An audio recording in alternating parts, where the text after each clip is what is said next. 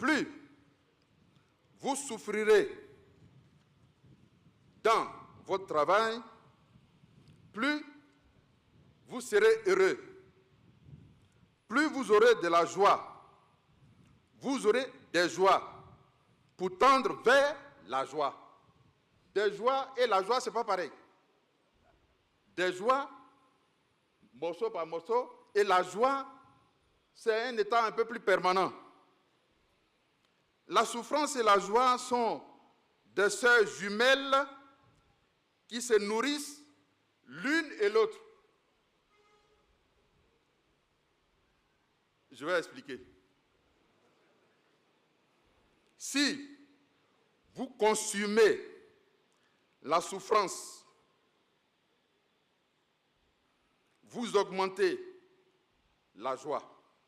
C'est-à-dire que si un chef d'entreprise souffre de réfléchir à des stratégies et à la mécanique par laquelle il va faire prospérer son entreprise, il souffre seul dans son laboratoire, dans la réflexion, il souffre terriblement. Mais à la fin, quand il a trouvé la stratégie, ses entreprises prospèrent et sa souffrance qui a été consumée devient la joie. Vrai ou faux? C'est pourquoi il est recommandé de souffrir dans le travail. Il n'a pas dit au travail, hein? Dans le travail. Pour être en harmonie avec soi. Bon, si on est en harmonie avec soi, c'est-à-dire que si nous rentrons en nous-mêmes,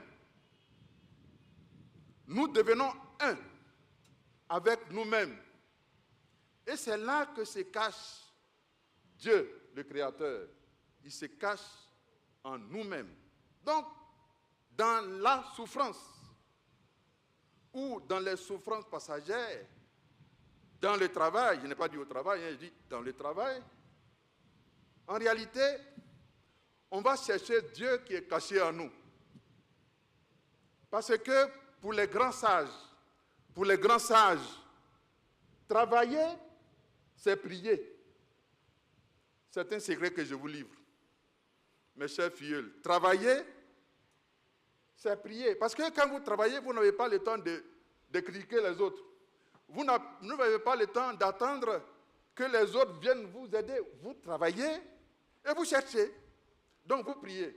Travailler, c'est prier. Retenez cette phrase. Pour avoir la paix en soi, avoir la paix avec Dieu. Vous êtes donc au début de votre carrière, prenez tout ce que je viens de dire comme des matériaux grossiers.